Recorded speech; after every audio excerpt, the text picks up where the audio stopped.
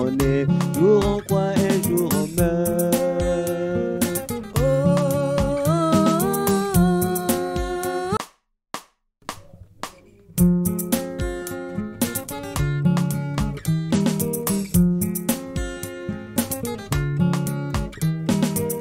Un jour on est, un jour on croit, un jour on croit, un jour on meurt, un jour on est, jour on est, un jour on croit, un jour on meurt, un jour on est, jour on croit, un jour on croit, un jour on meurt, un jour on est, un jour on est, jour on croit, un jour on meurt.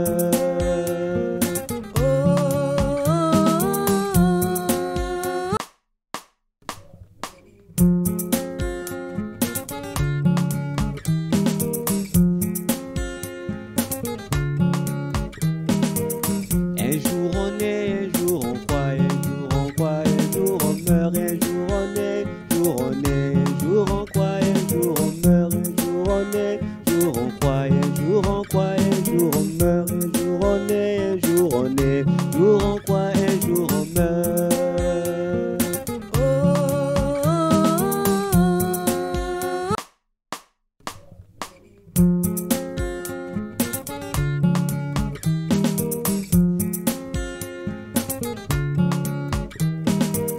Un jour on est, un jour on croit, un jour on croit, un jour on meurt, un jour on est, jour on est, un jour on croit, un jour on meurt, un jour on est, jour on croit, un jour on croit, un jour on meurt, un jour on est, un jour on est, jour on croit, un jour on meurt.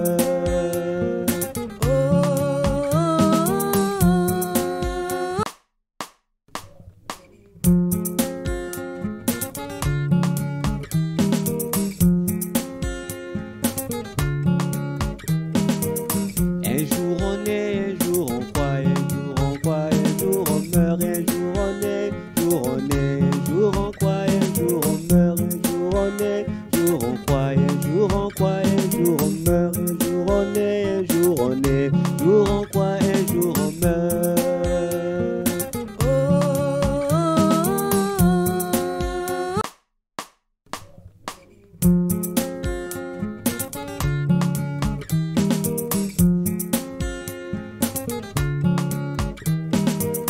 Un jour on est, un jour on croit, un jour on croit, un jour on meurt, un jour on est, jour on est, un jour on croit, un jour on meurt, un jour on est, jour on croit, un jour on croit, un jour on meurt, un jour on est, un jour on est, jour on croit, un jour on meurt.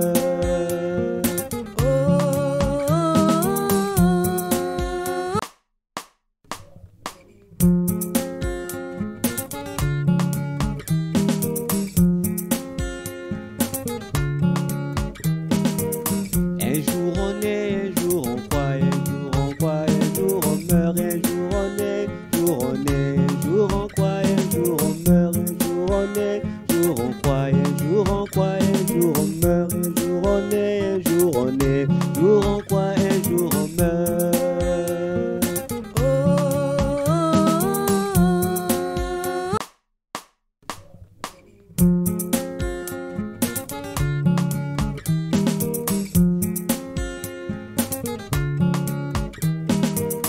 Un jour on est, un jour on croit, un jour on croit, un jour on meurt, un jour on est, jour on est, un jour on croit, un jour on meurt, un jour on est, jour on croit, un jour on croit, un jour on meurt, un jour on est, un jour on est, jour on croit, un jour on meurt.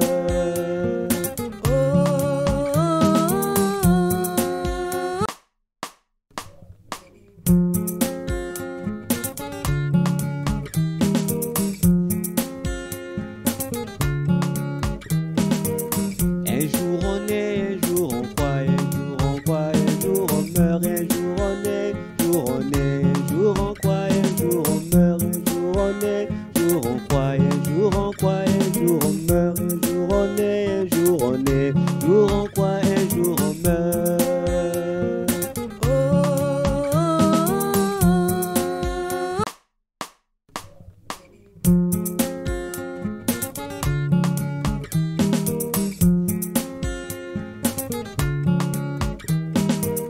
Un jour on est, un jour on croit, un jour on croit, un jour on meurt, un jour on est, jour on est, jour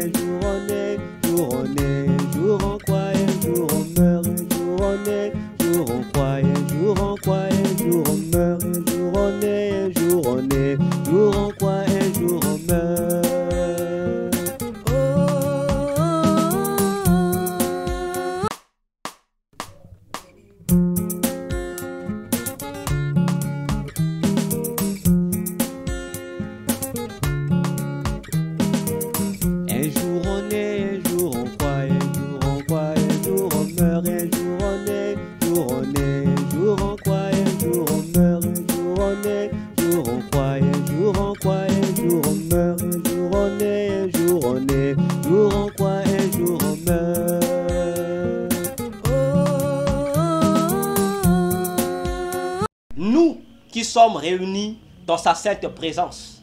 Élevons donc tous nos voix, dédions ces instants de la parole entre les mains de Jésus. Prions notre Dieu, alléluia. Saint d'Israël, Jésus, nous bénissons ces instants où, Dieu, nous nous disposons à écouter ta parole. Seigneur Jésus, comme Ésaïe le disait, aiguise notre entendement, donne-nous les oreilles pour que nous puissions écouter comme écoutent les disciples. Seigneur, que le Saint-Esprit nous conduise dans la profondeur, Seigneur, des révélations de la parole qui sera enseignée ce matin. Oh oui, Seigneur, que tout esprit anti-parole maintenant fléchit devant l'autorité de ta parole. Que tout esprit de sommeil, que tout esprit de dérangement, que tout esprit de distraction, tout esprit voleur de révélation, ce matin, je déclare qu'ils sont vaincus au nom de Jésus. Maintenant, Seigneur, nous t'offrons nos cœurs, nous t'offrons notre attention. Père, faisons ce que tu voudras au travers de cette parole. Nourris notre homme intérieur, car ta parole est sa nourriture. Seigneur, ce temps, nous te l'avons dédié pour écouter. Que toute la gloire et l'honneur te soient rendus. Nous disons Amen. Nous acclamons encore le Seigneur notre Dieu.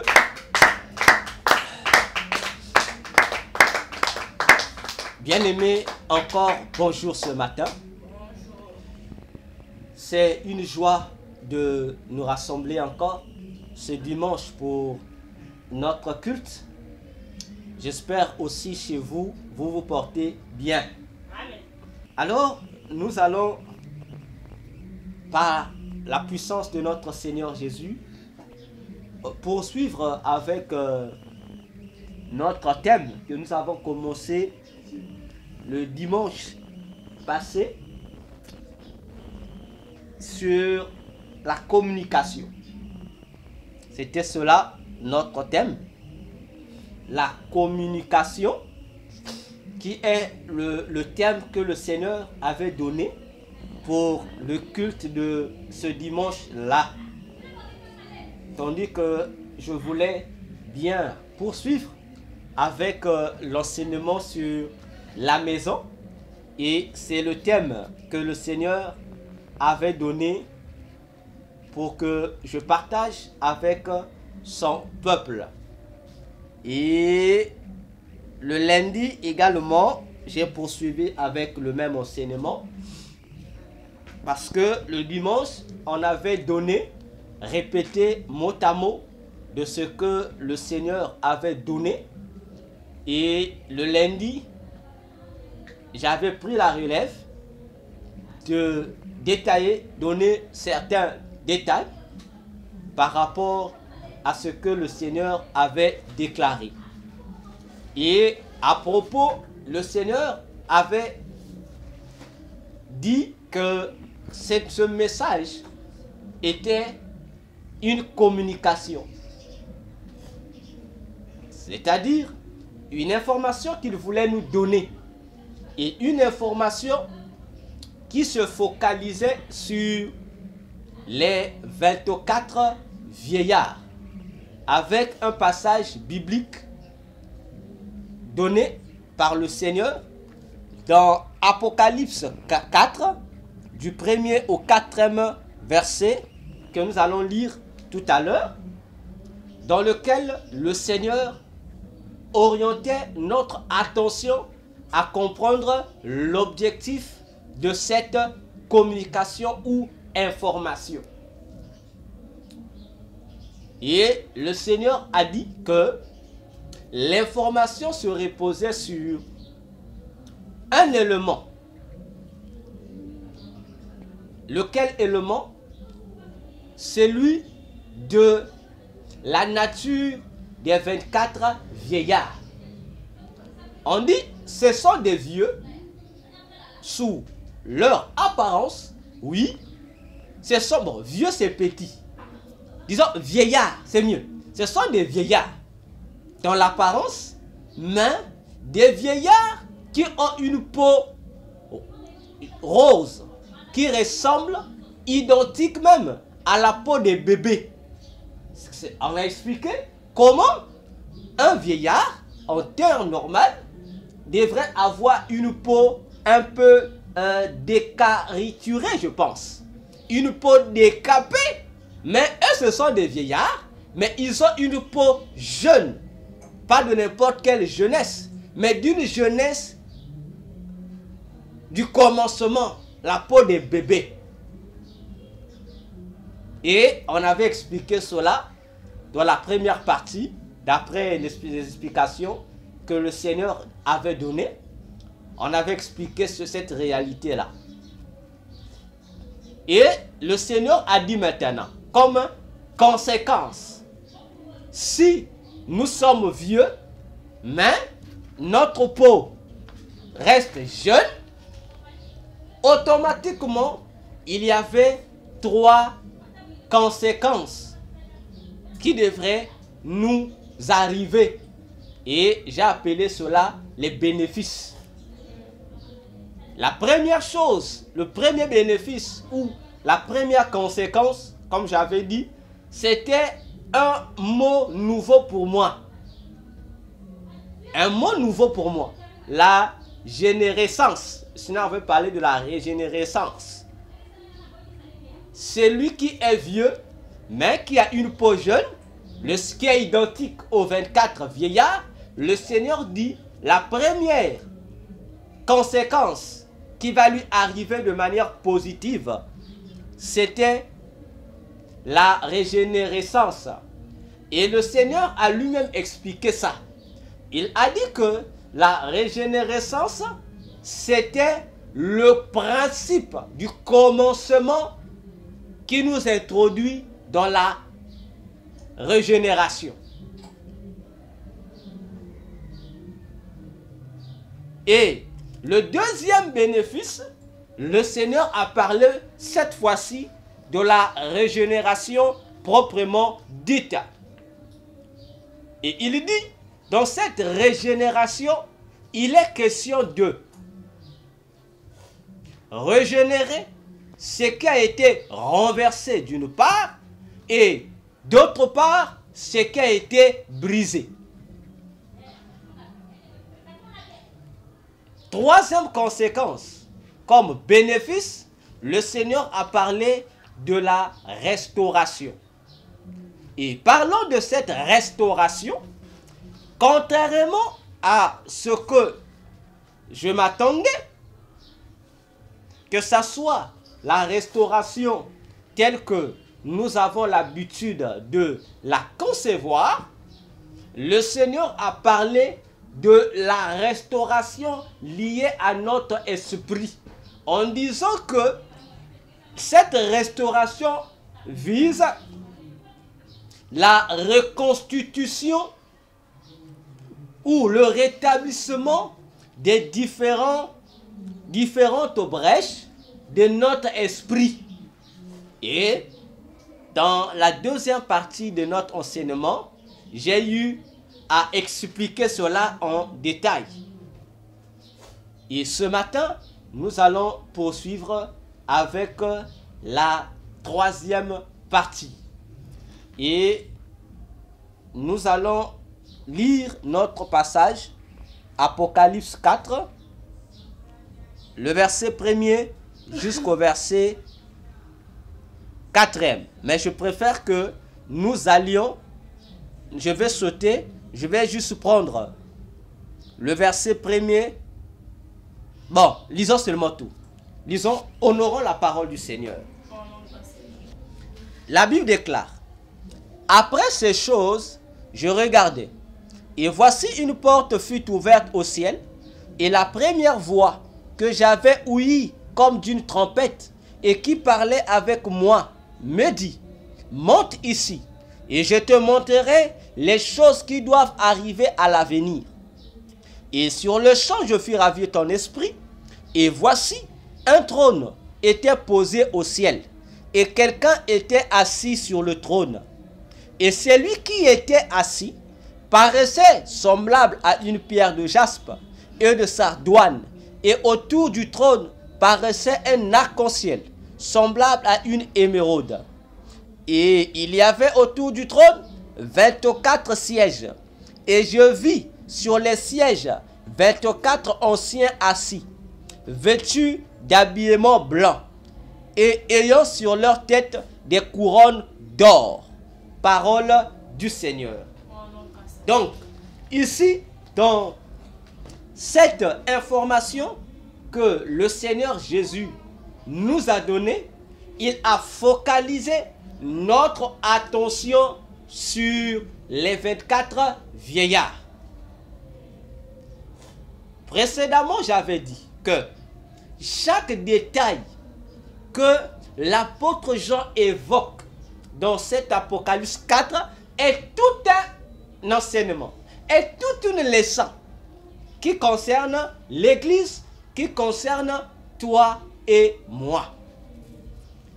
Alors, aujourd'hui, nous allons toucher un autre aspect, toujours concernant les 24 vieillards. Nous allons prendre une suite de ces 24 vieillards dans Apocalypse, cette fois-ci 5,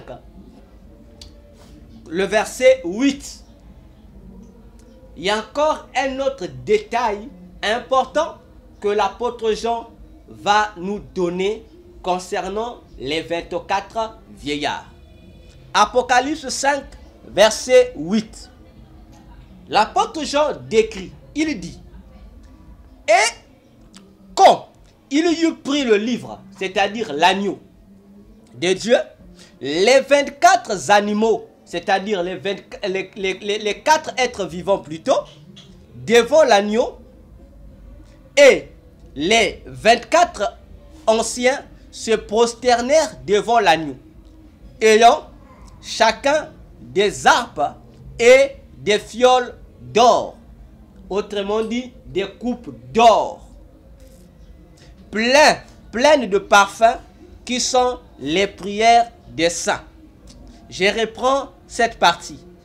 Et les 24 anciens se prosternèrent devant l'agneau, ayant chacun des harpes et des fioles d'or, pleines de parfums, qui sont les prières des saints. Bien-aimés dans le Seigneur, nous allons, dans notre troisième partie, nous allons examiner, étudier la leçon ou les leçons que nous cachent les éléments qui se trouvent entre les mains des 24 vieillards. C'est-à-dire les harpes qui sont dans leurs mains et les coupes d'or qui sont dans leurs mains. Donc si on essaie de comprendre, les 24 vieillards, dans la main droite, ils ont des coupes d'or, et dans la main gauche, ils ont des harpes. C'est mystérieux. Oui, c'est mystérieux. Dans Jean 4, Jean les voit spécifiquement avec des vêtements blancs, assis sur des trônes et ayant sur les têtes des couronnes en or. Ils sont assis. Mais ici, Jean les voit sous une autre posture. Mais cette fois-ci, l'attention de Jean est braquée sur ce que ces 24 vieillards détiennent entre leurs mains. La harpe, d'une part, et les coupes d'or, d'autre part. Bien. Nous allons commencer avec l'élément de la droite, qui est les coupes d'or entre les mains des 24 vieillards. L'apôtre Jean dit, à l'intérieur de ces coupes, d'or tenu par les 24 vieillards, il y a, il dit, les parfums qui sont les prières des saints. Quel mystère. Les 24 vieillards sont devant le trône de Jésus, je répète. Ils sont assis sur leur trône également. Ils ont des couronnes d'or sur la tête comme Jésus. Ils ont dans la main droite des coupes d'or. Attention. À l'intérieur des coupes d'or, le contenu, la boisson de ces coupes d'or, on dit, ce sont des parfums. Bizarre. Depuis quand un parfum devient-il une boisson? Et on dit, ce parfum-là, c'est la prière des saints. On se poserait la question. Ces parfums-là, ce contenu-là, les prières des saints, dans les coupes de 24 vieillards, à qui appartiennent-ils? Est-ce à Jésus? Est-ce aux 24 vieillards eux-mêmes? Parce qu'ils ont des coupes d'or qui a pour liquide consommable des parfums. Des parfums. Donc, ils doivent boire des parfums. Ah, ça c'est du poison, hein? C'est du poison. Et c'est un suicide. Parce que le parfum ne se consomme pas. Le parfum s'applique. Mais ici, le ciel nous informe que au ciel, il y a des individus là-bas qui utilisent le parfum comme étant une boisson. Ah, ça c'est dangereux ça. Voyons-nous. Alors, nous comprenons ici une leçon très importante avec les 24 vieillards. Ils ont des coupes d'or. Mais attention, si nous regardons dans les royautés, puisque nous l'avons dit dans la première partie de notre enseignement que l'endroit, l'espace que j'en vois, c'est l'espace de la royauté, parce que le trône qui est le trône de la royauté de Jésus. Ce n'est pas le trône de la divinité de Jésus. Dans la première partie, nous avons expliqué ces choses-là. Alors, dans le domaine de la royauté, suivez-moi très bien. Dans le domaine de la royauté, autour du trône du roi, il y a des individus, des serviteurs spécifiques qui sont établis pour nourrir le roi. Attention, je répète, dans la dimension de la royauté, il y a autour du trône des individus, des serviteurs appropriés qui ont pour fonction de nourrir le roi. Mais attention, ce ne sont pas des cuisiniers du roi. Les cuisiniers du roi, eux aussi, font partie d'une autre catégorie de serviteurs. Mais ceux-là sont des serviteurs spécifiques. Je dirais même exceptionnels. Donc, la nutrition que eux apportent au roi n'a aucun rapport avec les autres nutritions apportées par les cuisiniers royaux. Cela aussi apporte au roi d'autres nourritures. Mais les individus en question dont je parle, eux, ils viennent nourrir le roi dans des moments spécifiques. Attention. Attention. Les cuisiniers nourrissent le roi lorsqu'il s'agit des repas communs. Lorsqu'il est question des repas d'ensemble. C'est là que les cuisiniers viennent et mettent de la nourriture sur la table. Où le roi, les enfants du roi, la femme du roi, les invités du roi sont à la fois servis au même moment que le roi. Attention, j'insiste. Mais ces individus-là, eux, ils n'attendent pas le moment commun. Eux, ce sont comme des serviteurs particuliers. Et ces serviteurs-là, ceux qui tiennent des coupes pour servir au roi, on les appelle des échansons. Voilà, on les appelle des échansons. Les échansons du roi. Souvenez-vous de l'histoire de Joseph. Il s'était retrouvé en prison en compagnie de 2 serviteurs du roi. Un était le panetier et l'autre était l'échanson. Quelle était la fonction de l'échanson? Quelle était la fonction du panetier? Déjà, panetier vient d'un mot que nous connaissons. Ce n'est pas le mot panier, c'est un mot français. Panetier, ce n'est pas panier. Attention, parce que ça sonne comme le panier. Mais panetier, ce n'est pas le panier. Non, panetier, c'est l'adjectif du mot pain. C'est-à-dire, c'est l'adjectif du mot pain. C'est ce qui est lié, au pain. J'espère que je me fais comprendre. Donc, lorsqu'on parle du panetier, le mot panetier, c'est un mot qui qualifie ceux qui servent le pain. C'est-à-dire ceux qui distribuent la nourriture qui est fabriquée à base du pain. C'est le pain qui doit être distribué. Mais, quelle est la fonction de l'échanson? Contrairement au panetier qui sert du pain au roi, le chanson, lui, il sert du vin au roi. J'espère que là c'est clair. Donc, si les 24 vieillards sont assis en face de Jésus, formant autour de Jésus une sorte de cercle,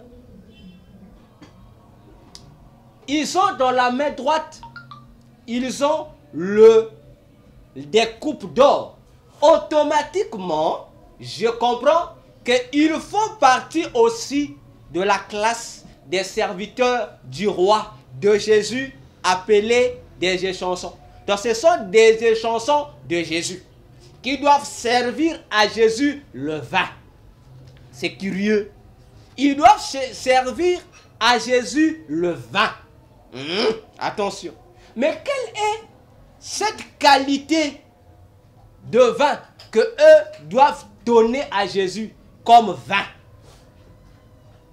Ce n'est pas le vin en tant que vin, mais c'est des parfums qui sont les prières des saints. Attention. Donc, les prières des saints, c'est-à-dire les prières de ceux qui ont reçu Jésus comme Seigneur et Sauveur, lorsque ces prières arrivent au ciel, l'Apocalypse nous informe que ces prières atterrissent au ciel directement à l'intérieur des coupes des 24 vieillards. Ou encore, s'il faut j'essaie d'expliquer comment ça se passe au ciel. Lorsque les chrétiens sur la terre prient, nos prières atterrissent au ciel sous la forme des parfums. Je ne parle pas des parfums en forme de bouteilles, non. Mais nous parlons du contenu du parfum. Voyez-vous, le contenu du parfum, c'est quoi? C'est un liquide, mais un liquide qui a une saveur odorante. Un liquide qui contient une certaine odeur. Voyez-vous? Et dès que ça arrive au ciel, ces liquides-là, suivez-moi bien, dès que ça arrive au ciel, donc lorsque sur la terre, un enfant de Dieu prie, sa prière, lorsque la prière sort de celui, nous on dit c'est les paroles, n'est-ce pas? lorsque les paroles s'échappent de nos bouches, les paroles là montent au ciel sous la forme de la vapeur. Je vais bien dire le mot en français. Sort sous la forme de notre haleine, c'est-à-dire de l'odeur de notre bouche qui constitue nos paroles. Autrement dit, ça sort de notre bouche sous la forme du souffle. Et ce souffle-là monte au ciel. Et lorsque ce souffle atterrit au ciel, il y a un service spécialisé au ciel qui recueille les prières des saints. Et lorsque ce service-là, ce département angélique recueille les prières des saints, ils amènent ça dans les différents bureaux de stockage ou des entrepôts ou des dépôts de stockage des prières des saints. Voyez-vous? Donc, ils prennent ta prière qui atterrit là-bas en forme de souffle et ils vont stocker ça. Parce qu'à l'intérieur de ton souffle là, il y a l'ensemble de tes paroles, c'est-à-dire l'ensemble de ce que toi tu as demandé ou de ce que tu as inséré pour que Dieu écoute. Donc il y a un message dans ce souffle-là. Il y a un message. Ainsi, lorsqu'on va stocker ça dans les entrepôts du ciel ou les dépôts du ciel ou les lieux de stockage des prières, ces prières-là changent de forme. Oui, ça ne reste plus souffle comme tel. Non, ça change de forme. Ça change de forme. Il y a des prières qui deviennent des liquides, liquides comme l'eau, et on les stocke dans des endroits qu'on appelle au ciel des outres du ciel.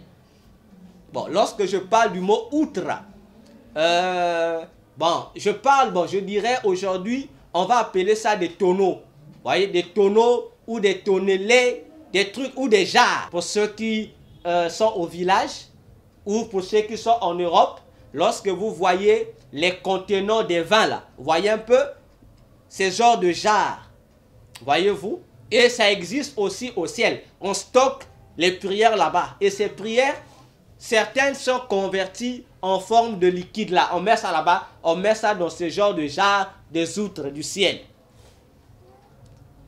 Voyez-vous? Alors, mais comment ça se retrouve dans la coupe des 24 vieillards?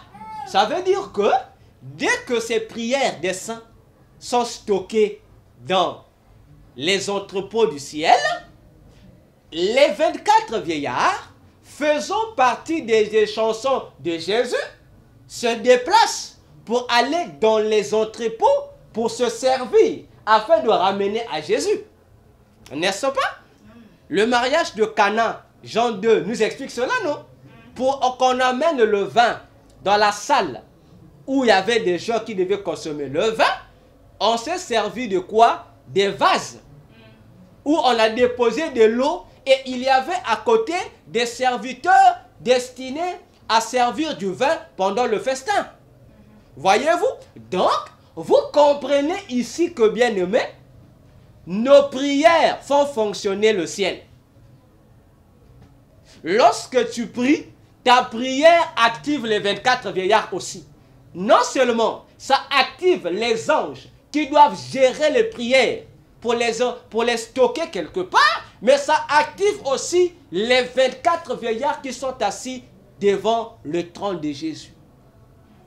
Tu t'imagines l'efficacité de la prière, de ta prière. Mais si tu te relâchais dans la prière, ça veut dire que tu empêches les anges de ce service de stockage de faire leur boulot. Deuxièmement, tu empêches les 24 veillards de se déplacer. Parce qu'eux aussi, ils aiment se déplacer. Et ce sont tes prières, ce sont mes prières qui les font déplacer. Ah, la prière devient sérieuse. Hein? Et si les chrétiens du monde entier pouvaient comprendre ces choses, nous n'allons plus négliger la prière. Et je comprends pourquoi Jésus disait dans Luc 18, le verset 1, que les chrétiens, ses disciples, devront apprendre à prier avec persévérance. Ah, je comprends d'où l'apôtre Paul a tiré son exhortation en disant aux saints, dans le livre de Thessaloniciens, priez sans cesse. Parce que prier sans cesse veut dire pas prier à chaque seconde, faux, mais ça veut dire prier avec persévérance. C'est-à-dire que lorsque tu pries, tu ne dois pas te relâcher dans le sujet de prière que tu présentes au trône de Dieu. Aussi longtemps qu'il n'y a pas de résultat, ne te relâche point.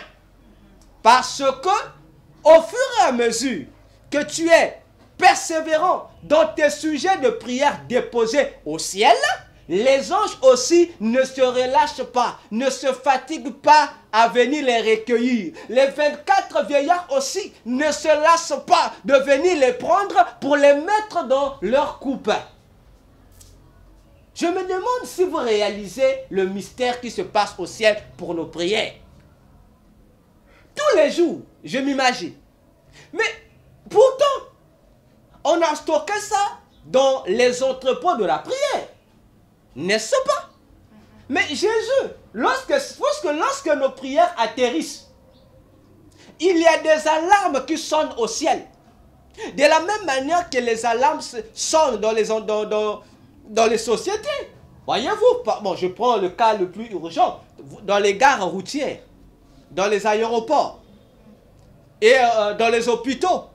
Lorsqu'il y a urgence, voyez qu'il y a un message qui est lancé et tout le monde écoute au travers des mégaphones. On relaye l'information. On vous dit, voilà, bon, le plus souvent c'est à la gare et à l'aéroport où on sonne cette alarme. On dit par exemple, les passagers du vol temps doivent s'apprêter, le vol vient d'arriver. Donc on vous donne l'information de l'arrivée ou des détails par rapport à votre attente. Et si je vous dis, et je vous le jure, au nom de Jésus, c'est les mêmes choses qui s'effectuent au ciel. Lorsque nos prières arrivent au ciel, adoration, louange, bon, tout ce que vous voulez, ça donne des messages comme ça, des alarmes comme ça, pour sensibiliser les anges qui s'en occupent, pour qu'ils viennent chacun prendre ce qui lui concerne. Et Jésus aussi écoute, puisqu'il est omniprésent au ciel. Il est omniprésent au ciel. Tu vas à gauche, tu vas trouver Jésus. Dans chaque coin du ciel, il y a Jésus. Oui, il y a Jésus. Il y a Jésus, tu le trouves au trône. Si tu sors au coin là-bas, il est là. Et il connaît que ça arrivé. Mais comment et pourquoi les 24 vieillards sont obligés de se déplacer du devant du trône de la royauté de Jésus pour aller là où a été entreposé nos prières pour prendre un peu pour mettre leur coupe afin de se poser devant le Seigneur? Réfléchissons. Pour quelle raison? Cela doit attirer notre attention. Je ouvre une parenthèse. Madame, explique-moi. Comment les prières sont stockées dans un dépôt? Mais les 24 vieillards, ils savent pourtant que Jésus est déjà informé que la prière est entreposée là-bas. Que lui, Jésus, doit voir la prière. Mais eux quittent leur siège en face de Jésus pour aller prendre, je dirais, une portion de ces prières pour mettre dans leur coupe afin de se présenter devant Jésus avec ses coupes. C'est pour quelle affaire? En fait, c'est leur travail. Non, ce n'est pas parce que c'est leur travail, mais c'est pour attirer de plus belle l'attention de Jésus sur ces prières qui ont été déposées. Comme pour dire à Jésus, Maître, nous savons que tu connais toutes choses, mais les prières que nous avons ramenées ici dans notre coupe, ce sont des prières qu'il faut qu'on trouve, des prières qui doivent être exécutées en urgence. Attention. Et il présente Jésus Et Jésus doit faire quoi? Mais la prière s'écoute, ça se voit pas. N'est-ce pas? La prière s'écoute. Toute la Bible nous dit ça. Surtout les puissants. Dieu, écoute ma prière. Dieu, écoute. Lorsqu'on est sur la terre, on demande à Jésus d'écouter. N'est-ce pas? Il doit écouter ce que nous avons dit dans nos prières. Mais ce qui est curieux, lorsque les prières arrivent au ciel, les 24 veillards nous donnent une leçon. Que pour eux, Jésus ne doit pas écouter les prières. Mais Jésus doit consommer les prières. Il y a deux choses. Je répète. Le monde entier doit être informé sur le travail somptueux, extraordinaire, merveilleux des 24 vieillards. Lorsque toi et moi, frères, sœurs, nous prions sur la terre, nous demandons à Jésus de prêter l'oreille. Il doit écouter nos prières. Mais, contrairement à toi et à moi, au ciel, il y a des individus, les 24 vieillards, eux, à leur tour, ils prennent les mêmes prières que toi et moi, nous avons faites. Lorsque eux les présentent à Jésus, ils ne demandent pas à Jésus de tendre l'oreille. La dimension de l'oreille, c'est notre dimension. Mais eux, ils demandent à Jésus de consommer. Madame, dis-moi, mais lorsqu'on demande à quelqu'un de consommer, on attire l'attention de quel organe qui lui appartient? Et quel organe encore? Mais attends, la bouche doit boire.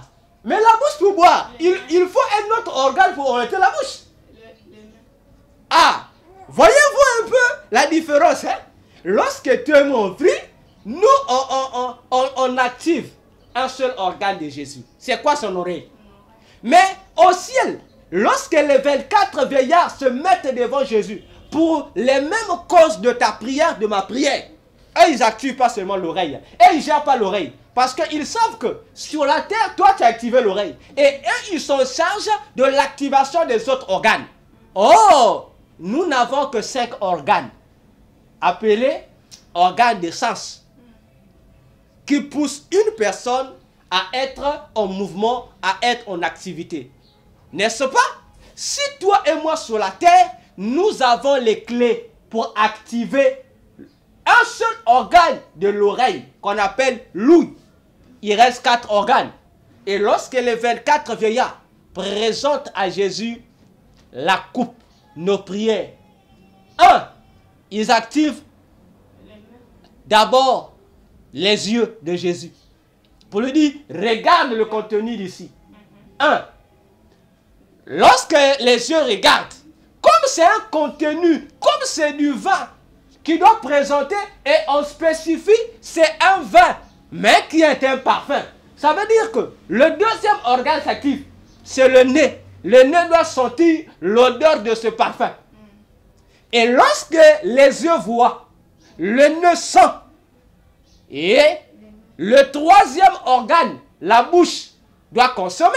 N'est-ce pas? Mais pour que la bouche puisse consommer, il faut un autre organe qui doit transporter l'élément présenté vers sa direction. C'est là où on parle de l'organe du toucher. C'est là que le toucher intervient. Il saisit la coupe qui se tient entre les mains des 24 vieillards et l'oriente vers la bouche, qui est le dernier organe qui doit mettre le point final à la prière.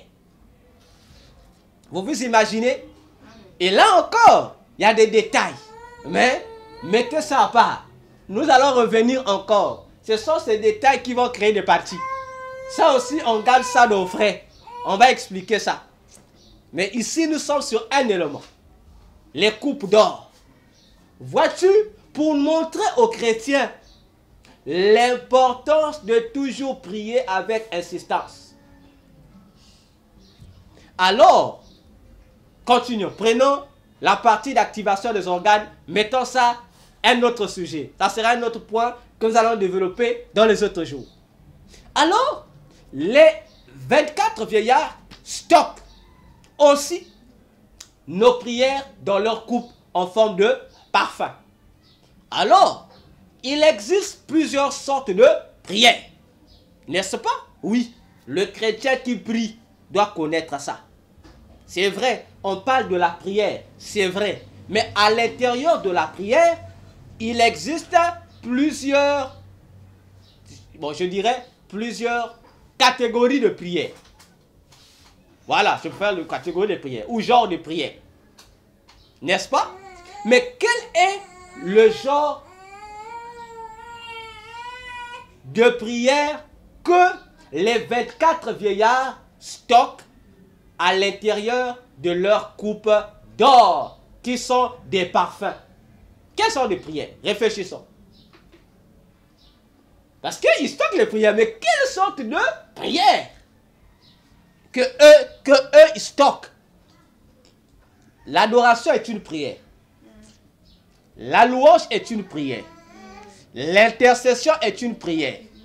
La parole de Dieu est une prière. C'est-à-dire, lorsque nous nous exaltons, nous prions. C'est une prière.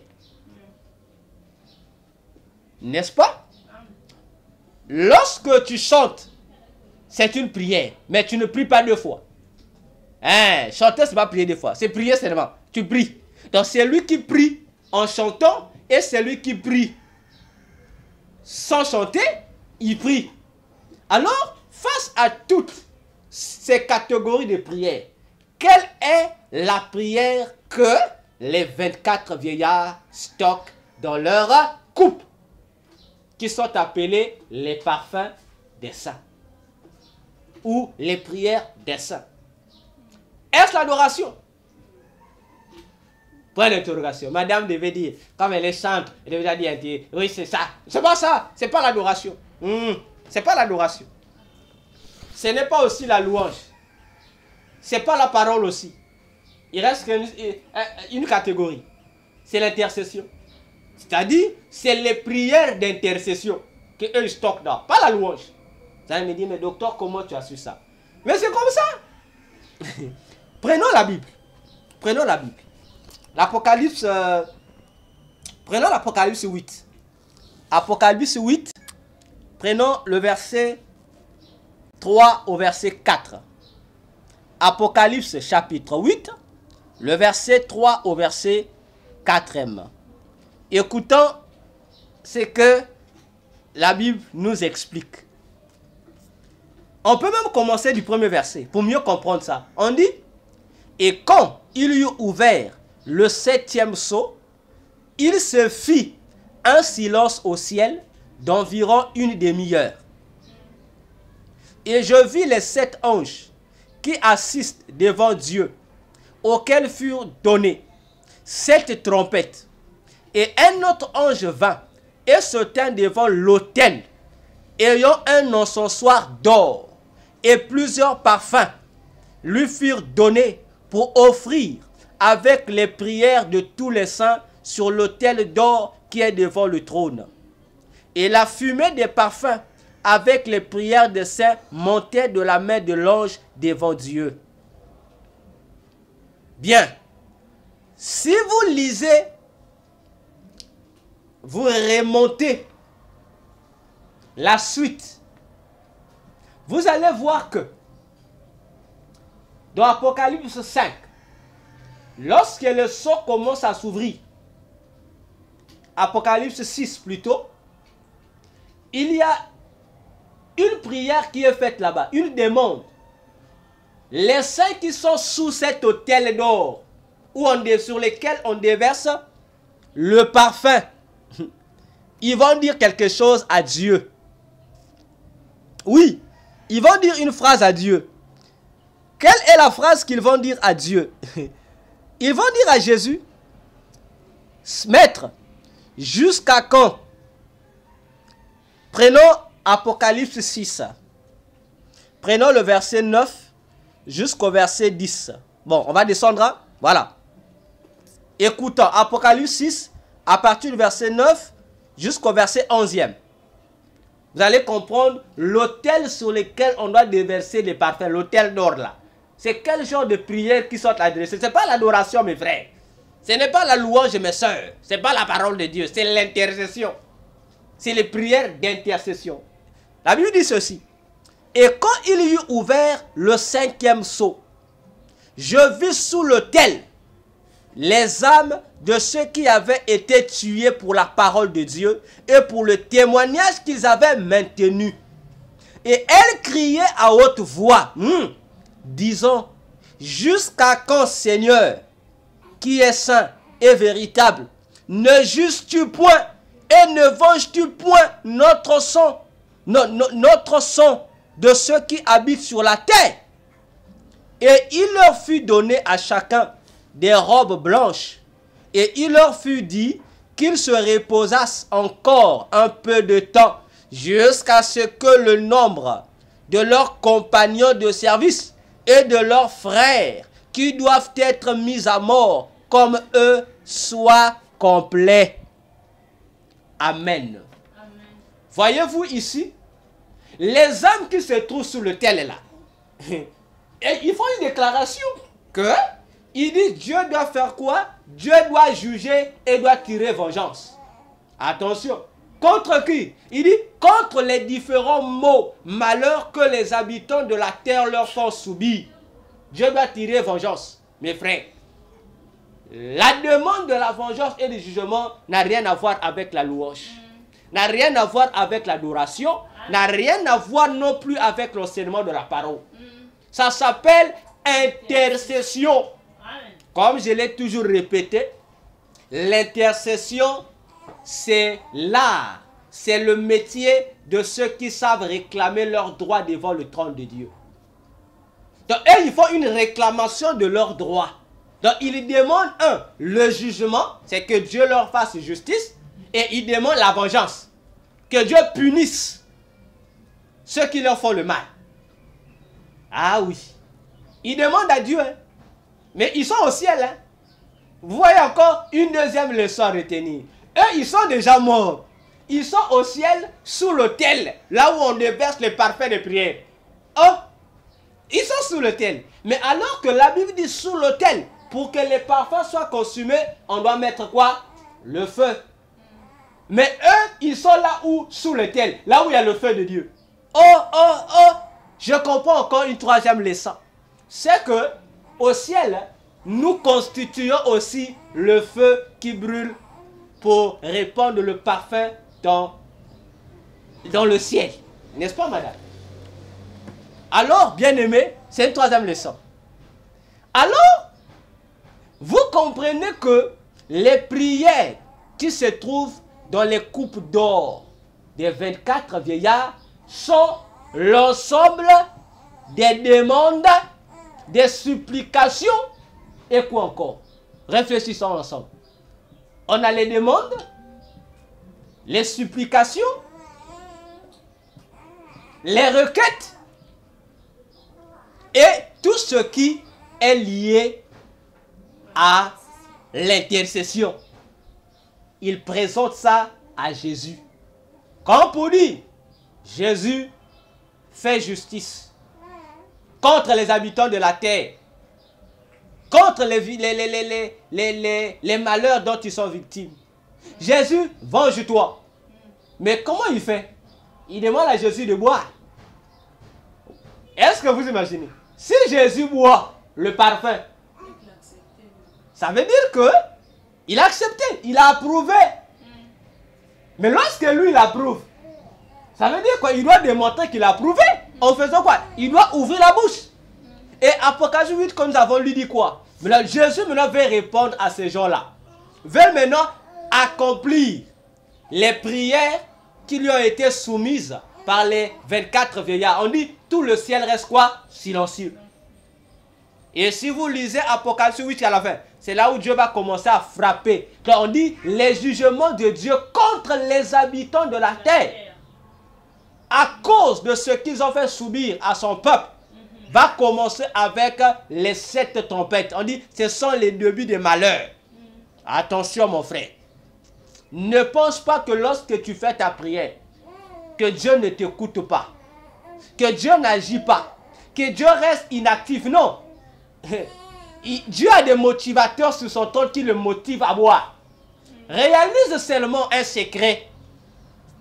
Lorsque tu vois, tu pries pour le même sujet, tu n'as pas de solution. Il n'y a que deux choses. Un, soit, examine d'abord, est-ce que ta prière, lorsqu'elle atterrit au ciel, comment atterrit-elle? En tant que parfum ou en tant que non parfum? Attention, parce que pour que ta prière soit transitée devant le trône de Jésus et se retrouve dans les coupes d'or des 24 vieillards, cette prière doit être des parfums. C'est-à-dire, elle doit avoir des bonnes odeurs. Est-ce que, frère, ma soeur, le sujet pour lequel tu pries tous les jours, quelle sorte d'odeur a-t-il dans les coupes des 24 vieillards? Ou encore, l'autre question à se poser ou à comprendre, si ta prière tarde à être exaucée, ce n'est pas forcément qu'elle est mauvaise, non. Ce n'est pas forcément que c'est un mauvais parfum, non. Ce n'est pas un parfum qui pique au nez de Jésus, non. Mais parfois Jésus n'a pas encore fini de la consommer. Attention, puisqu'on lui présente ça comme la boisson, pendant qu'il est en train de boire, ça veut dire que lui, pour parler, il doit vider la coupe. Mais autour de lui, il a combien de coupes? Madame, il a combien de coupes? Il a 24 coupes qu'il doit consommer. Donc, chaque coupe représente la prière d'un groupe de gens. Bon, à l'intérieur de ce groupe de gens, si toi tu es la 1000e personne, ça veut dire que chaque goutte absorbée par la langue de Jésus constitue un individu. Tu dois attendre ton tour. Donc la langue de Jésus n'a pas encore léché la goutte qui te constitue ou qui te représente ou qui représente ton sujet de prière. Donc, sois patient. Voilà les deux réflexions à faire. Si la prière tarde, soit elle est de mauvaise qualité, ou soit Jésus n'est pas encore arrivé à ton tour. Bon, si ce n'est pas dans la coupe là, parfois le vieillard qui détient la coupe contenant ta part, ce n'est pas encore son tour. Il attend aussi son tour. Parce que Jésus doit consommer les contenus de coupe en fonction de la disposition des 24 vieillards, puisqu'ils forment un cercle autour de Jésus. À chacun son tour. Voilà les merveilles du ciel. Amen. Il y a encore des leçons à prendre. Hein? Je vais encore créer des parties pour revenir dans chaque élément que j'ouvre. Mais ce qui nous intéresse ici, bien aimé, c'est que tu dois prendre conscience d'une chose. Le ciel est une administration, je l'ai toujours répété, et je le répéterai jusqu'à ma mort. Le ciel est une administration au même niveau que nos États, au même niveau que les administrations de nos républiques que nous connaissons. Il y a un ordre qu'on exécute. C'est pourquoi toi et moi, nous passons des moments très difficiles. Aucun chrétien ne peut le nier. Il n'y a que le chrétien qui est corrompu qui va nier ces choses. Il n'y a que le chrétien qui a perdu la sensibilité spirituelle qui va nier ces choses.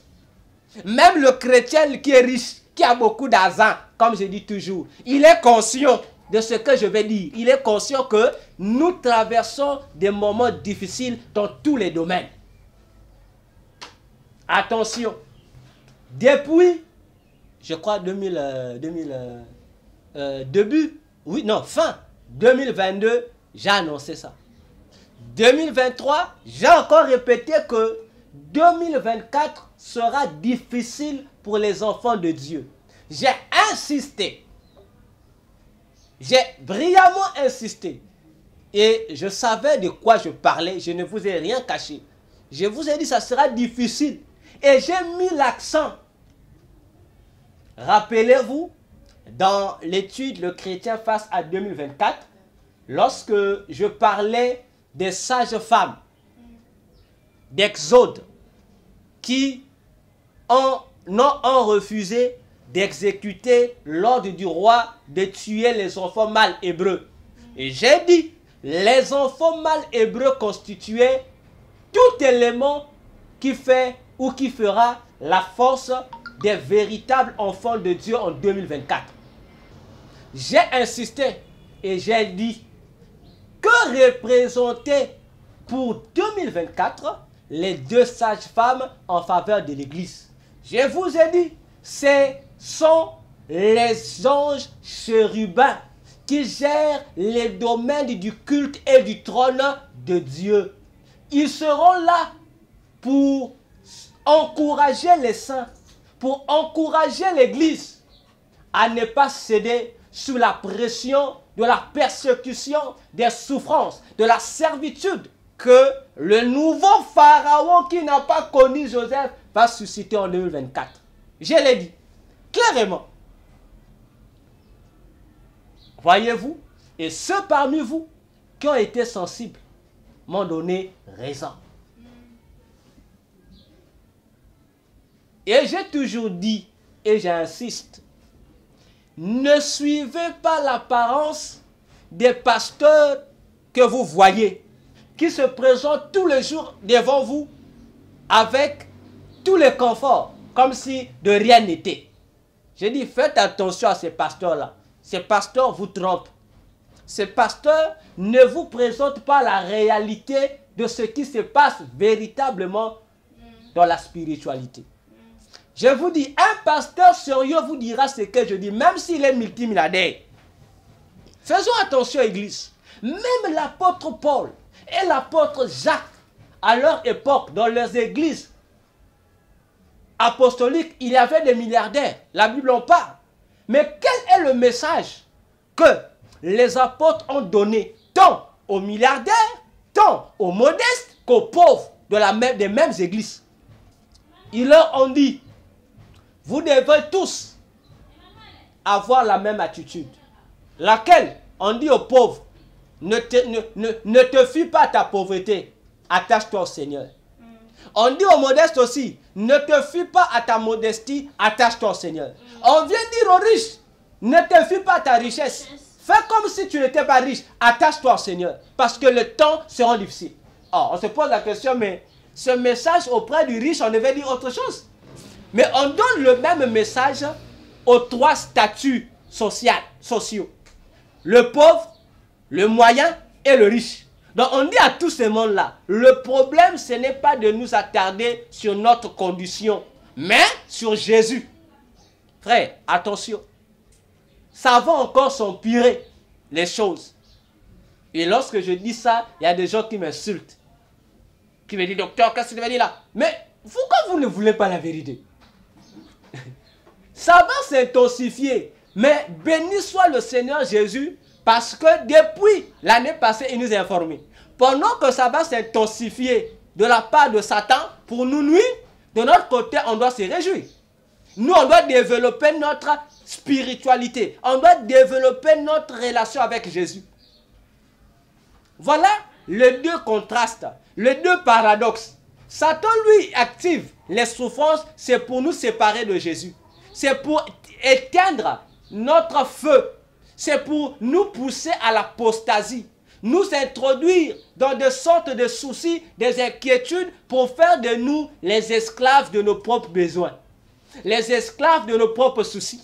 Les esclaves de nos propres inquiétudes. Alors que dans Matthieu 6, du verset 30 jusqu'à 34, je crois, Jésus a dit, il a dit ça à tout le monde, hein, aux païens, aux chrétiens, aux chefs religieux, aux riches, aux pauvres, à quiconque voulait l'entendre. Qu'est-ce que Jésus leur a dit? Il dit, vous vous inquiétez sur ce qu'on va manger demain. Vous vous inquiétez sur les vêtements. Jésus a cité les besoins pressants des humains. Il a dit. Mais quelle était la finalité de Jésus? Il est même allé jusqu'à dire aux gens, les dangers qui guettent l'humanité, à force de chercher à être bien, à être, comme on dit, il y a le mot là qui m'échappe, à jouir du bien-être. Il leur dit quoi? Il dit, on ne peut servir deux maîtres. Frère, moi lorsque je lis la Bible, j'ai toujours dit aux gens, ne lis pas la Bible telle que tu la lis. Lis la Bible avec l'esprit de la Bible, c'est-à-dire avec l'esprit de Dieu. Si vous voyez le passage le passage évoqué par Jésus sur cette phrase, et ce qui vient avant, en termes normaux, si on nous donne ça, nous les écrivains, on va dire que Jésus était hors sujet. Ce texte-là est hors sujet. Dans un exercice littéraire que nous appelons le résumé de texte, cette phrase-là est un accessoire, on devait l'enlever. Parce que tu nous parles, non, ne vous inquiétez de rien. Avant, tu parles de la vie, les besoins de la vie. Après, tu dis aux gens, on ne peut pas servir de maître. Oh. Et il dit, on ne peut pas servir Dieu et maman. Oh, Jésus. Mais quel rapport avec les besoins de la vie? Quel rapport? Ce sont nos besoins, on est humains. On a besoin d'argent. On a besoin, Jésus, du financement. Salomon a dit non, Salomon l'a dit. L'argent répond à tout. Bon, Jésus, toi tu nous présentes les réalités de la vie que personne ne peut nier. Toi-même aussi, Jésus, tu reconnais. Mais il insère un élément pour dire, personne ne peut servir de maître. Ah, frère. Donc, est-ce que chercher du travail, c'est servir un autre maître que Dieu? Est-ce que vouloir être bien dans la vie, est-ce que c'est chercher à adorer d'autres dieux que Dieu? Non. Mais Jésus dit, attention, il y a deux maîtres qui se trouvent là. Il dit, il y a maman. Mais maman est un démon, non? Bon, ceux qui disent, lorsque le docteur cite les noms des démons ici, oh, c'est pas biblique, ah, c'est pas ceci, ah, les chrétiens n'ont pas besoin de connaître des démons. Mais là, pourquoi Jésus a cité ces démons-là? Montez au ciel, allez devant le trône, dit Jésus, c'est un péché ce que tu as fait. Citer les noms des démons, c'est un péché. Nous, les chrétiens, on a besoin de connaître Jésus. On n'a pas besoin de connaître des démons. Mais Jésus lui-même a présenté un démon, hein, à la foule, hein, aux païens, à ses disciples et à quiconque voulait l'entendre. Il a dit, on ne peut pas servir deux maîtres. Il cite les noms des deux maîtres. Il dit Dieu et maman. Maman, c'est pas ta mère, hein? Hein? C'est le trésorier principal. Bon, je vais arranger le mot. C'est le trésorier suprême qui gère toutes les richesses du monde, de tous les mondes des ténèbres. Chaque monde des ténèbres, je vous ai dit que le monde des ténèbres est divisé ou réparti en 7 grands royaumes. À l'intérieur de chaque royaume, il y a également des sous-royaumes. Donc, chaque royaume a son trésorier. Mais maman, le démon maman, c'est le démon qui est au-dessus de tous les démons qui gèrent les finances dans le monde de Satan. Vous voyez, Jésus n'a pas touché un petit démon. Non. Mais il est allé, voilà pourquoi il appelle maman un maître. Donc il compare maman à Dieu. Voyez-vous, il compare maman à Dieu pour vous montrer que le démon maman n'est pas n'importe quel démon. Donc il est un chef de la richesse qui gère la trésorerie du monde des ténèbres. Alors, Jésus le présente là. Lui gère l'argent. Donc, maman, dans le monde des ténèbres, il gère les bonnes conditions de la vie. Mais Jésus cite les conditions de la vie en présentant aux hommes ce que les hommes ne voyaient pas. Les hommes voyaient les conditions de vie qui doivent être améliorées. Mais les hommes aussi avaient oublié que les mêmes conditions de vie, les mêmes besoins de vie sont aussi utilisés comme appât par le démon maman pour amener des gens loin de Dieu. Voilà l'attention que Jésus voulait attirer à la foule qui l'observait. Et à la fin, qu'est-ce que Jésus dit? Jésus dit une parole qui est injurieuse. À notre écoute là, à nos oreilles là, c'est une injure. Imagine-toi, frère, sœur. Toi, tu es dans un besoin urgent. Comme on le dit chez nous au Congo, ngeme tel à gauche, attaque-him. Ngeme tel à droite, attaque-him. Tu te trouves, comme on dit, toi et toi-même. Mais tu as une urgence devant toi. Bon, un individu comme Jésus, il vient te dire, c'est cette phrase. Il dit, ne vous inquiétez de rien. Qui, par les soucis de ces soucis de la vie, par ces soucis de la vie, peut-il ajouter une coudée à la durée de sa vie? Frère, c'est une injure. Hein? Parce que quelqu'un qui souffre, toi tu lui dis de ne pas s'inquiéter. Frère, est-ce possible? C'est là où on dit, le langage de Dieu parfois, c'est bizarre. Frère, quelqu'un qui souffre. Nous souffrons ici. On a besoin d'argent pour pallier à nos difficultés. Mais Jésus te dit, peu importe la gravité de ta situation, il dit, ne t'inquiète de rien. Donc c'est comme s'il te disait, tes soucis là, moi je ne gère pas ça. Moi je veux que toi tu regardes vers autre chose. Mais quelle est vers cette autre chose vers laquelle il oriente les disciples? Il dit, cherchez premièrement le royaume des cieux et le reste vous sera donné par-dessus. Ah, si tu fais le chemin, il y a le royaume des cieux, il y a un par-dessus tout. Il y a un problème. Hein? Et il dit encore une deuxième parole injurieuse à l'entendement humain. Il dit, ces choses-là, la bonne vie, le bien-être, il dit, ce sont les païens qui les cherchent. Oh, Jésus, qu'est-ce que tu dis? Non, non, frère. Non, tu vois pas que Jésus t'insulte?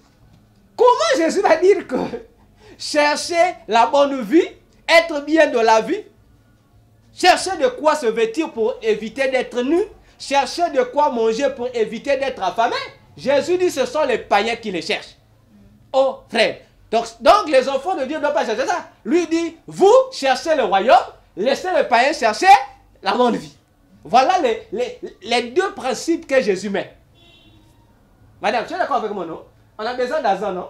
Mais Jésus dit, bon, en temps normal, on devait déjà concevoir des plans pour chercher à savoir comment on va faire pour avoir tel argent pour payer la maison, payer les loyers, les besoins et autres.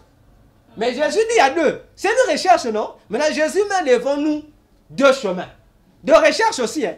Il y a un chemin de recherche. Il dit, ça va amener vers maman. Il dit, ça c'est pour les païens. Mais la recherche, le chemin de la recherche de la vie qui conduit au royaume des cieux appartient aux enfants de Dieu. Bon, on va dire, mais Jésus, quelle est cette philosophie que je devais donner aux gens? Ça aussi, ça fera partie de notre partie. En conclusion, ce que j'allais dire ce matin.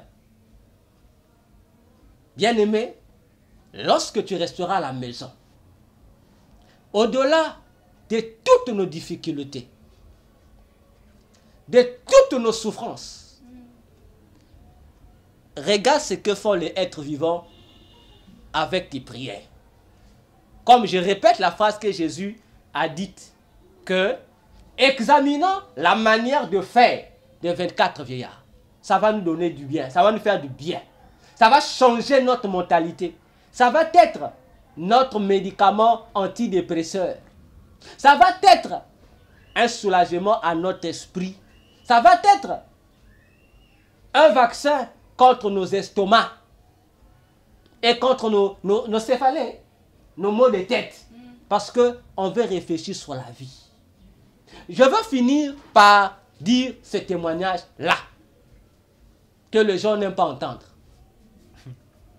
Quelqu'un m'a dit, cette semaine, il dit, docteur Véracité, toi tu n'as pas besoin d'argent. Ah! J'ai dit, ah, j'ai besoin d'argent. J'ai dit, moi j'ai besoin d'argent. J'ai dit, l'argent dont j'ai besoin. Lui, la personne s'attendait à autre chose. Il s'attendait que je lui dise, l'argent dont moi j'ai besoin, je vais organiser ma maison pour s'aider à comme tu as un enfant. J'ai dit oui, il a donc dit que je vais faire des projets d'avenir pour l'enfant, faire des projets d'avenir pour ma femme, pour moi-même. Et il me dit, docteur, si on te donnait beaucoup d'argent aujourd'hui, que vas-tu faire avec? Je lui ai dit. Et la personne fait une pratique. La personne prend un montant supérieur à 5 000 francs CFA. Il me donne. Il dit, docteur, l'argent est là. Bon, il dit, il te donne. Après, il me pose cette question-là. Je lui ai dit, la première des choses que je vais faire, dès que je vais te laisser ici, cet argent que tu m'as donné là, je lui ai dit, il y a un serviteur dans ma ville. Il est avec moi dans ma vie. Il traverse le moment difficile. Je vais aller lui donner cet argent. Il m'a regardé avec le gros yeux. Mais pourtant, j'avais un besoin que lui connaissait. J'ai dit, je vais lui donner ça. Et j'ai dit, pour revenir à ta question, si on me donnait beaucoup d'argent maintenant, j'ai dit, voilà, j'ai des enfants spirituels à soutenir qui sont dans les besoins. D'autres sont ici, d'autres sont à l'étranger. Il dit, je vais les distribuer ça. Le monsieur m'a regardé, il a dit, docteur, vraiment, j'ai vu des gens au prix, mais toi tu es fou. Ça, je me donne la folie de Dieu. Oh. J'ai dit, non, je ne suis pas fou. J'ai dit, je ne suis pas fou. J'ai dit, je réponds à ta question. J'ai dit, en fait, c'est parce que toi et moi, on n'est pas dans le même viseur. Toi, tu regardes mes besoins, mais moi, je regarde les besoins des autres. J'ai dit, c'est ça la différence des vues qui existent dans les milieux chrétiens. Et j'ai fini par lui dire, il y a un proverbe chinois qui dit ceci. Le sage. Non, on commence par l'ignorant. On dit, l'ignorant. Bon, le proverbe explique d'abord comme ceci. Il y a une personne qui a levé son index. La personne lève son index. Ok? Alors, le proverbe chinois dit, devant cette réalité, il y a deux personnes. Il y a le sage et il y a l'ignorant. C'est-à-dire, bon, le contraire du sage, ce n'est pas l'ignorant, mais le contraire du sage, le synonyme du sage, c'est l'idiot. Voilà. Donc, on a un sage et un idiot. On dit, l'idiot, lui, regarde l'index. Pourtant, on dit, l'index a été levé. Mais un idiot, on lui dit, regarde. Lui, regarde, ses regards se contentent, se focalisent sur l'index. Mais, les regards du sage ne se focalisent pas sur l'index, mais sur l'endroit orienté par l'index. Tu as compris le proverbe chinois? Tu comprends le proverbe chinois? On dit, donc, le sage regarde vers la direction qu'oriente l'index. Parce que l'index montre une direction. Donc, l'objectif de l'index levé, c'est quoi? C'est que tout le monde puisse regarder vers cette direction. Parce que c'est la direction qui nous donne le message. Mais l'ignorant, lui regarde l'index. Ça veut dire qu'il n'a pas compris le message. Pour dire, bien-aimés dans le Seigneur, nous souffrons, c'est vrai. Mais mes besoins prioritaires sont les besoins des frères, des sœurs, des serviteurs de Dieu que moi je connais qui sont dans les besoins. C'est là l'importance de nous soutenir les uns et les autres. Les 24 vieillards, madame, ils se déplacent, ils n'ont pas de besoins. Ils ont des besoins, je vous informe. Parce que nous, on pense qu'au ciel, les créatures du ciel, les anges et autres n'ont pas besoin. Ils ont des besoins, frère. Ils ont leurs besoins aussi. Et eux aussi, leurs besoins sont pourvus par Dieu. Je vous en parle. Ils ont des besoins. Mais là, regarde un peu le sacrifice que le 24 vieillards font pour nous. Ils laissent leur trône de... C'est une gloire, hein, frère. Ils s'élèvent de leur trône de gloire. Ils laissent leur gloire pour se déplacer, pour aller fouiller dans les entrepôts de prière, ta prière. Je crois qu'ils n'avaient rien à faire. Mais ils font ce sacrifice pour toi. Qui? Un simple mortel. Parfois, toi en question. Hein? Toi là le frère. Toi la soeur. Hein? Toi pour qui les 24 vieillards vont se sacrifier? Toi pour qui les 24 vieillards acceptent d'abandonner leur gloire, leur succès, leur supériorité? Parce qu'on les appelle, dans la catégorie angélique, on les appelle les trônes. Ils abandonnent leur gloire, leurs avantages, leur succès, hein? leur renommée, pour venir, pour aller effectuer des fouilles de ta prière. Mais tandis que parfois, toi, sous la terre, tu es une personne qui néglige les choses de Dieu. Parfois, sous la terre, toi, tu n'aimes pas pour ta prière. Parfois, sous la terre, tu es négligent aux choses de Dieu.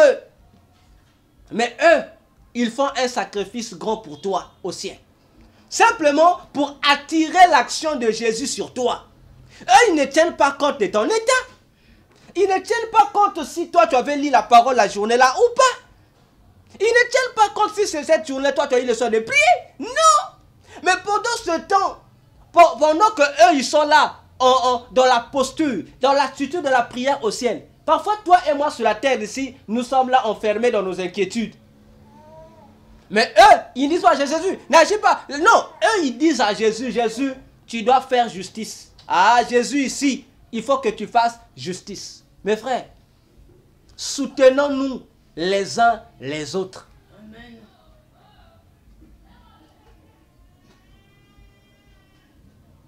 C'est bien de demander les prières. C'est bien de demander le soutien spirituel. Mais il y a une chose que vous devrez savoir dans l'œuvre de Dieu. Dans l'œuvre de Dieu, c'est le donnant. Ah, c'est la chose que les gens n'aiment pas écouter. Donnant. C'est-à-dire, si Maman Chantal t'a donné sa prière, toi aussi à ton tour, tu dois remettre quelque chose en retour. Voilà pourquoi Paul dit, nous ne devrons pas nous devoir les uns des autres. On ne doit pas avoir des dettes. Mais l'unique dette que nous, les enfants de Dieu, nous devons avoir, c'est quoi? On dit, c'est l'amour. Or, dans 1 Corinthiens 13, qu'est-ce qu'il est dit? L'amour fait quoi? Nous connaissons. Attention, frère. Quel genre de christianisme aujourd'hui nous voulons vivre? Jésus dit, ça, c'est une communication. Suivant le modèle des 24 vieillards. L'église d'aujourd'hui n'aime plus se soutenir physiquement et surtout financièrement. On aime se soutenir spirituellement. Mais lorsqu'on arrive sur le plan du matériel, on dit, il y a telle soeur, il y a tel frère qui a l'urgence, organisons-nous pour soutenir. Là vraiment, tous les chrétiens deviennent pauvres. C'est dangereux. Tous les chrétiens ont des raisons. Tous les chrétiens évoquent des raisons. Non, moi j'ai ceci, j'ai tel besoin, j'ai telle situation. Frère, c'est dangereux. C'est dangereux. C'est dangereux. Une fois, les gens se sont alarmés contre l'apôtre Paul. Les gens se sont alarmés contre l'apôtre Paul dans 1 Corinthiens 8. 1 Corinthiens 8, 1 Corinthiens 9. Lisez ça. Vous allez voir ces chapitres-là. Les gens commençaient à dire de Paul, non, Paul était un voleur. Non, Paul aime l'argent. Paul demande maintenant l'argent. Paul. Paul écoutait, ne réagissait pas. Mais vous savez, lorsque Paul a répondu dans ces lettres-là, à l'église de Corinthe, comme dans cette église de Corinthe, il y avait des gens têtus. Il y avait des boudeurs. Il y avait, bon, je pense que, bon, ça c'est moi qui dis, les têtes des gens qu'on trouve aujourd'hui dans l'église là, les gens que nous appelons les philosophes, étaient là aussi, les philosophes chrétiens, les gens qui aiment réfléchir, les idéologues là, qui voulaient réfléchir à leur manière. Paul va répondre, Paul dit, il commence d'abord, Paul dit, n'avons-nous pas le droit de ne pas travailler comme Paul, comme Pierre et les autres? N'avons-nous pas le droit de manger? N'avons-nous pas le droit de boire? Paul parle en termes de droit. C'est un droit. Et Paul dit, n'avons-nous pas le droit de prendre une sœur de l'église pour femme? Paul appelle ça des droits. Maintenant il dit, bon, si nous les Paul, nous vous avons donné la nourriture, des richesses spirituelles, est-ce mauvais si nous, à notre tour, nous puissions bénéficier de votre part des biens matériels? C'est la question que Paul a posée. Donc Paul a vu dire que moi Paul, la seule richesse que moi j'ai, ce sont les biens spirituels que je vous ai donnés. Maintenant moi à mon tour, les biens que vous pouvez me donner, ce sont les biens physiques. Voilà pourquoi je parle de donnant. C'est un échange. L'autre dans le spirituel, l'autre doit donner le physique. Et c'est ce mélange, cette fusion qui forme ce qu'on appelle la communion fraternelle. C'est une chanson dans les bouches des gens. On doit s'aimer, on doit s'aimer. Mais toi, tu aimes comment ton frère? Toi, tu aimes ta soeur de quelle manière? Tu aimes par les prières, c'est bien. Mais comme a dit Jésus, vous donnez la dîme de ceci, la dîme de cela. Mais vous en négligez ce qui donne la force, ce qu'il fallait donner d'abord. C'est quoi? La justice. Hein, il dit, il fallait d'abord commencer par là. Frères, sœurs, soutenons les frères, les sœurs, les serviteurs, les servantes de Dieu qui sont dans le besoin. Amen. Mais vous soutenez seulement les bizarres. Vous voulez que le docteur Véracité 41 soit un voleur. Je ne serai jamais un voleur. Comme je ne fais pas ce que font les voleurs là qui font. Je viens, si j'ai besoin de te soutirer d'argent, je dois inventer une prophétie. Mon frère, ça c'est ce qu'on appelle la manipulation. Je ne l'ai jamais fait et je ne le ferai jamais. Je peux venir, je te détaille ta vie. Après à la fin, je te dis, mon frère, ma soeur, il faut donner, comme vous aimez les dollars, il faut donner 10 000 dollars. Pour faire les, comme on vous le dit, pour faire les services. Vous donnez. Vous donnez. Alors que c'est lui qui vous dit, il ment, il ne te bénit pas. Au contraire, il t'aide encore à aller auprès de Satan. Donc il va te vendre à Satan avec ton propre argent. Mais lorsqu'on vous demande de soutenir les vrais frères, les vraies sœurs en Christ, les vrais serviteurs, les vraies servantes, les gens se fâchent. Tout le monde devient pauvre. C'est dangereux. C'est dangereux. Changeons nos mentalités.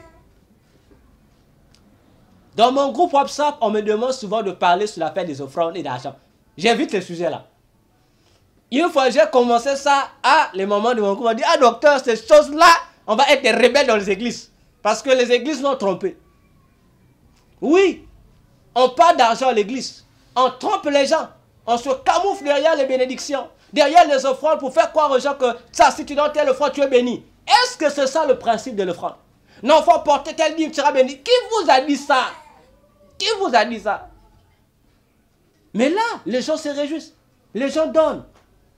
Les gens donnent. Les gens font des dons. Les gens donnent. Bon, bientôt aussi on va changer les prières. On va maintenant commencer à maudire les gens qui ne bénissent pas les serviteurs de Dieu.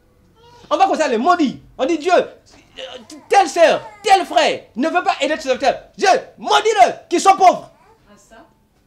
Parce qu'on ne comprend pas. On vous supplie, aidez les serviteurs de Dieu. Vous ne voulez pas aider.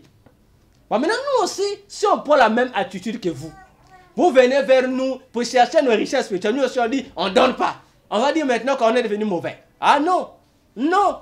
Les serviteurs de Dieu que nous sommes, nous avons à notre charge des enfants spirituels aussi à s'occuper. Mais Paul disait, notre richesse c'est quoi? C'est vous qui écoutez nos prédications.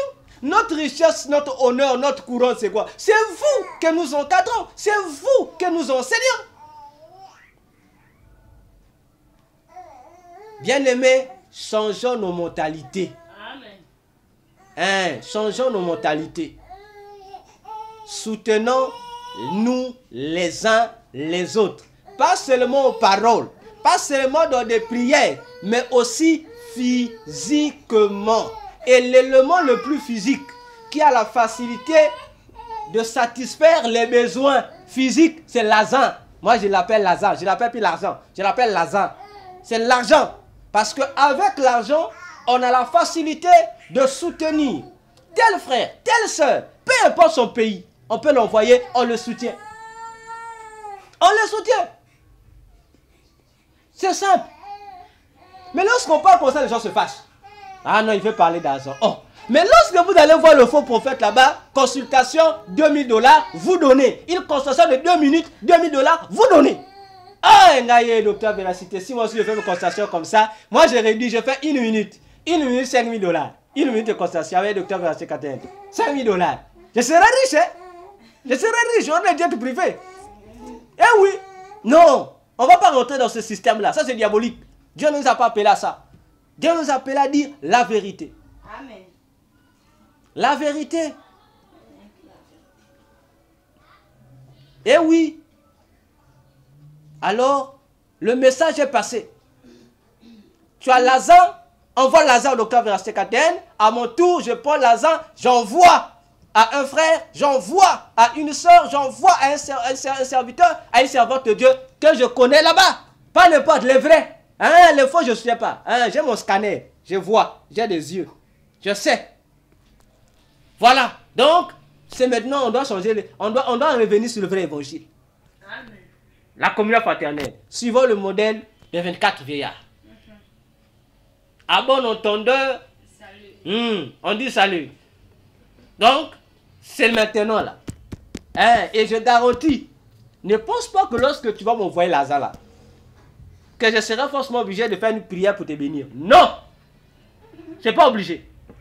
Hein, on doit changer un peu la mentalité.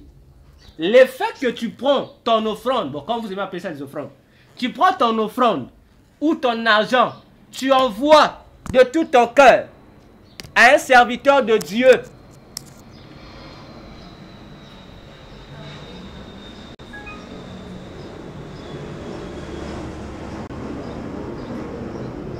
Laissons que l'avion passe. Hein, l'avion fait son travail, la parole de Dieu fait son travail. Donc je disais, le fait que tu prends ton argent, tu dis, je vais envoyer ça ou donner ça. Bon, je ne sais pas comment tu appelles ça, libéralité, dîme, je ne sais pas quoi, à tel homme de Dieu, à tel frère, à telle sœur en Christ, pour honorer Jésus. Frère, mais la bénédiction est déjà venue. Tu reçois la bénédiction de la part de Jésus, c'est venu. Le fait que le serviteur, la servante, le frère ou la sœur en Christ va seulement obtenir ça, qu'il déclare, qu'il ne déclare pas, sa bénédiction t'est déjà communiquée. Amen. Maintenant, le problème, c'est à toi de savoir comment exploiter cette bénédiction. C'est ça le problème. Parce que toi, tu t'attends que la bénédiction en question, qu'on t'ouvre une porte, une opportunité commerciale. Mais tu as oublié que tu n'as pas seulement le problème d'ouvrir une activité, mais tu as aussi une maladie. La bénédiction qui vient avec guérir la maladie ne t'ouvre pas la porte commerciale. Tu te fâches contre Dieu. Non, je ne veux plus donner. Mais parce que tu ne comprends pas que la bénédiction envoyée, parce que lorsque l'homme de Dieu, lui, communique sa bénédiction, il cible l'élément. Au-delà des déclarations qu'il va faire, il sait dans son cœur, il dit Dieu, la priorité, c'est le besoin le plus prioritaire, urgent de la personne. Mais pour la personne elle-même, son besoin le plus urgent, c'est A. Alors qu'aux yeux de Dieu, le besoin le plus urgent, c'est B. Et Dieu va se sceller le B. Le A reste. Soyons renouvelés par le renouvellement de l'intelligence. Alors, c'est ici que j'achève la troisième partie de ce message, la communication. Dans les jours qui suivent, le dimanche prochain, je préfère, tout le long de ce mois de mars, ça sera notre thème du dimanche. Nous allons poursuivre avec ce thème. Au fur et à mesure que chaque brèche s'ouvre, on va exploiter ça. C'est mieux pour ne plus laisser les zones d'ombre. Parce que j'ai beaucoup laissé des zones d'ombre de vos enseignements. Et j'en ai. Ne vous inquiétez. Je reviendrai sur ça. Alors, bien-aimé, là où tu es, tu vas encore incliner ta tête. Tu vas encore te mettre devant le trône de Jésus ce matin. Tu vas élever ta voix. Je veux simplement que tu réalises combien Jésus est bon pour toi. Je veux simplement que tu réalises combien la fidélité de Dieu se renouvelle chaque matin dans ta vie. C'est parce qu'il t'aime. Tu es vivant aujourd'hui. C'est parce que Jésus t'aime.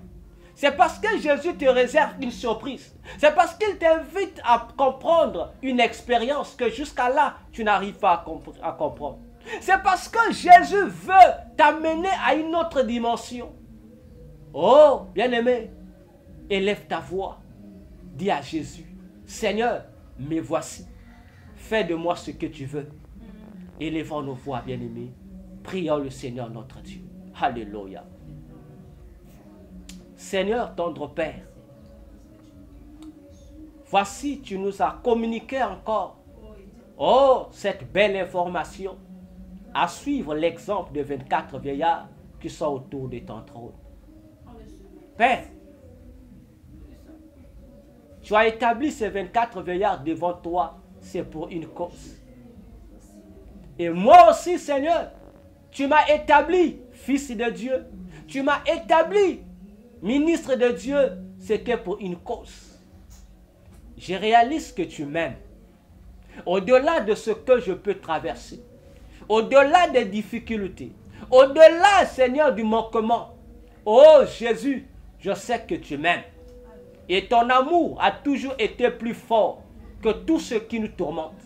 A toujours été plus fort que nos vides. A toujours été plus fort que nos ténèbres. Oh Jésus, ce matin, je m'incline vers toi. C'est devant ton trône que j'incline mon esprit. Car je suis un vase d'honneur. C'est à toi de me remplir pour faire de moi un vase utile. Utile dans ta maison. Utile dans tes projets. Parce que Seigneur, tu m'as fait, tu me laisses vivant jusqu'à aujourd'hui. C'est parce que tu veux que je sois ce que toi tu attends de moi. Oh Jésus, je ne perdrai plus mon temps dans les inquiétudes. Je ne perdrai plus mon temps, Seigneur, à me morfondre, Jésus. Au contraire, comme les 24 vieillards, devant ton trône, je voudrais être rajeuni. Je voudrais conserver, Seigneur, ma juvénité divine. Conserver ma vigueur spirituelle comme la peau des 24 vieillards devant ton trône. Et je veux vieillir, Seigneur, dans mes expériences avec toi. Je vais être sage.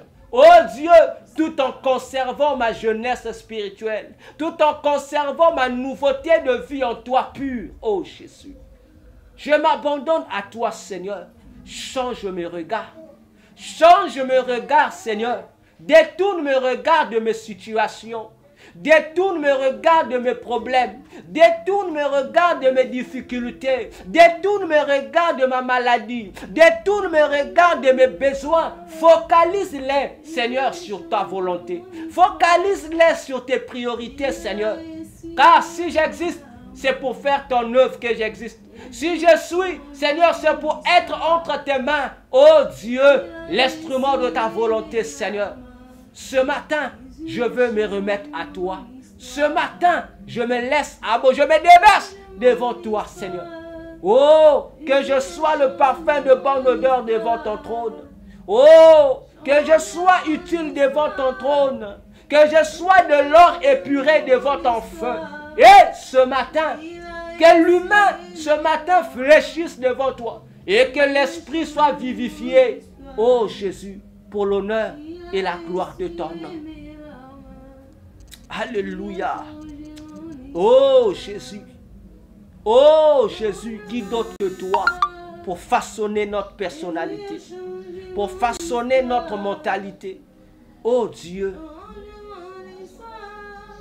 Oh Jésus.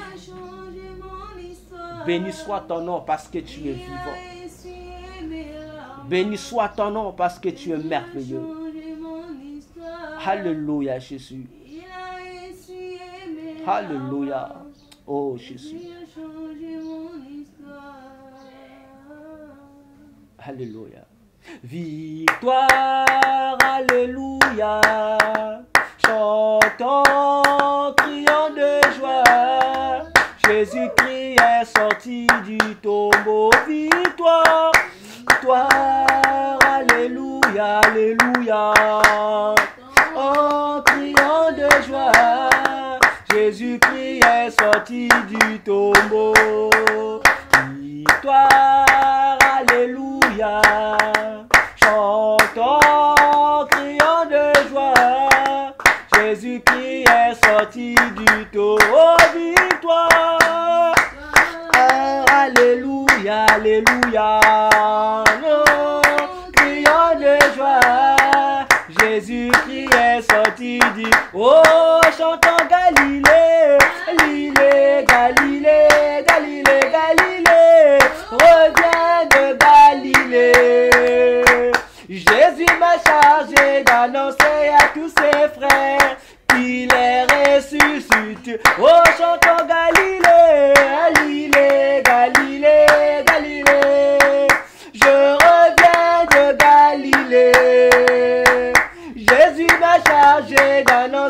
à tous ses frères qu'il est ressuscité. Aux aliments sans tout masia e na yemeli yo libela zambe na bomo imasia kumama. Oh zambe kumama libela zambe na bomo imasia. Oh soki natali bomo inanga yo ngana zangili loba ya kopesa zambe na bomo imasia kumama. Oh Yesu we kumama libela zambe na bomo imasia. Oh masia kumame kumama na zambe kumame yende likia na biso yo kumame yende makasi na bana kumame yende bikamwa na lela kumame yende mwana na pate Jésus kumame yonde mwinda na biso kumame ya kumama siya yo kumame. Il est merveilleux, il est vivant Jésus. Nous allons élever nos voix, nous sommes à la fin de ce culte. Nous allons dire merci à Jésus qui a été avec nous du début jusqu'à la fin de ce moment. Élève ta voix bien-aimée, bénis le Seigneur Jésus, bénis-le pour son amour, bénis-le encore pour les bénédictions qu'il a déversées sur nous ce matin. Prions le Seigneur notre Dieu. Jésus, cela nous fait du bien.